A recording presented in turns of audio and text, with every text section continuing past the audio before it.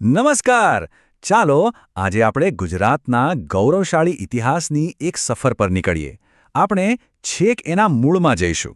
એના સૌથી પહેલા શહેરોથી લઈને મધ્યયુગના શક્તિશાળી રાજ્યો સુધીની આખી વાત સમજીશું. તો ચાલો શરૂ કરીએ. તો આપણી આ સફર 5 મુખ્ય ભાગમાં વહેંચાયેલી રહેશે. આપણે ગુજરાતના પ્રાચીન મૂળથી શરૂ કરીને સામ્રાજ્યોના યુગ, મૈત્રક કાળ, સોલંકી સુવર્ણયુગ અને છેલ્લે એ યુગના અંત સુધી પહોંચીશું.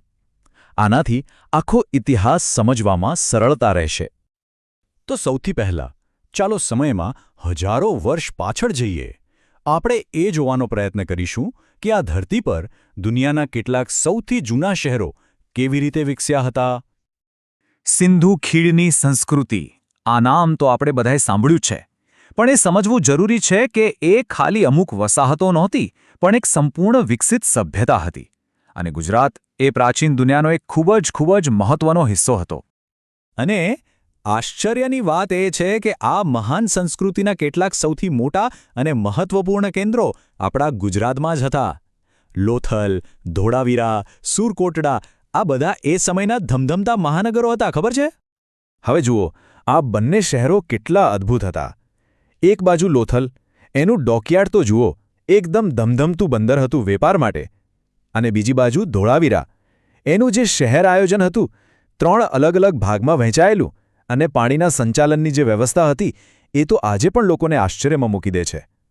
આ બતાવે છે કે એ જમાનામાં પણ કેટલી વિવિધતા અને કેટલી ઉચ્ચ કક્ષાની ઇજનેરી હતી.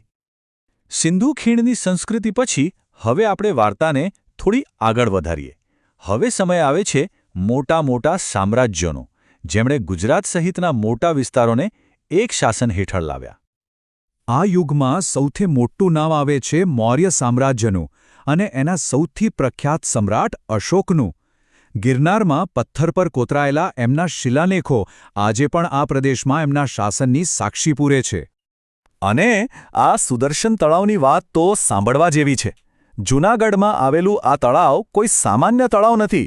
એની વાર્તા સદીઓ લાંબી છે.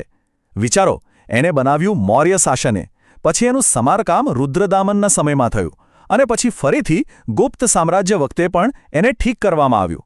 મતલબ કે એક જ તળાવે 3 મહાન સામ્રાજ્યોનો સમય જોયો છે. ખરેખર આ તો જીવંત ઇતિહાસ કહેવાય. ચાલો હવે કથાને થોડી વધુ આગળ લઈ જઈએ. મોટા સામ્રાજ્યો પછીનો આ એ સમય છે જ્યારે ગુજરાતમાં જ એક નવી, સ્થાનિક અને ખૂબ પ્રભાવશાળી શક્તિનો ઉદય થયો. એ હતા મૈત્રકો. મૈત્રક વંશના સ્થાપક ભટ્ટારકે વલ્ભીને પોતાની રાજધાની બનાવી. પણ વલ્ભી ખાલી રાજધાની નહોતી. જોતજોતામાં એ રાજકીય અને બૌદ્ધિક એમ બંને રીતે એક મોટું કેન્દ્ર બની ગયું. મૈત્રકોની સૌથી મોટી દેન શું હતી? એમણે શિક્ષણ અને ધર્મને ખૂબ પ્રોત્સાહન આપ્યું. અને એમાંય ખાસ કરીને વલ્લભી વિદ્યાપીઠની સ્થાપના. એ એટલી પ્રખ્યાત થઈ કે એની ગણના નાલંદા જેવી વિશ્વવિખ્યાત યુનિવર્સિટી સાથે થતી હતી. અને હવે આપણે આવી પહોંચ્યા છીએ મધ્યયુગીન ગુજરાતના એ સમયમાં, જેને સુવર્ણયુગ કહેવામાં આવે છે. આ હતો સોલંકી રાજવંશનો યુગ, જ્યારે કળા, સ્થાપત્ય અને સમૃદ્ધિ ચરમસીમાએ પહોંચ્યા હતા.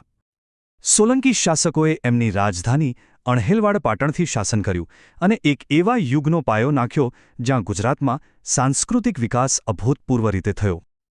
આ યુગના સ્થાપત્યના નમૂનાઓ તો આજે પણ આપણને મંત્રમુગ્ધ કરી દે છે. મોઢેરાનું ભવ્ય સૂર્યમંદિર હોય કે પછી પાટણની રાણી કી વાવ, એની કારીગરી ખરેખર બેનમૂન છે અને એ જમાનાની મહાનતાની સાક્ષી પૂરે છે. ચાલો કેટલાક મુખ્ય સોલંકી રાજાઓ પર નજર કરીએ. મૂળરાજ, જેમણે આ વંશનો પાયો નાખ્યો. ભીમદેવ પ્રથમ, જેમના સમયે સોમનાથ પર દુઃખદ આક્રમણ થયું. સિદ્ધરાજ જયસિંહ, જેમણે રાજ્યનો ખૂબ વિસ્તાર કર્યો.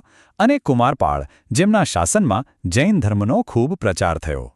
સ્વર્ણયુગ પછી હવે આપણે ગુજરાતના સ્વતંત્ર હિન્દુ રાજ્યોના અંતિમ પ્રકરણ તરફ આવી ગયા છીએ. અહીં સત્તામાં એક એવો ફેરફાર થયો જેણે આ પ્રદેશનું ભવિષ્ય જ બદલી નાખ્યું. સોલંકીઓ પછી વાઘેલા રાજવંશ સત્તા પર આવ્યો, પણ એમનું શાસન લાંબુ ચાલ્યું નહીં, અને એ ગુજરાતના આ લાંબા ઐતિહાસિક તબક્કાનો છેલ્લો અધ્યાય બનીને રહી ગયું. તો ઘટનાક્રમ કંઈક આવો હતો. સોલંકી વંશ નબળો પડ્યો, વાઘેલાઓએ સત્તા સંભાળી. પણ એમનું શાસન ટૂંક સમયમાં જ દિલ્હી સલ્તનતના આક્રમણ સામે ટકી શક્યું નહીં અને આની સાથે જ ગુજરાતની સ્વતંત્રતાનો અંત આવ્યો.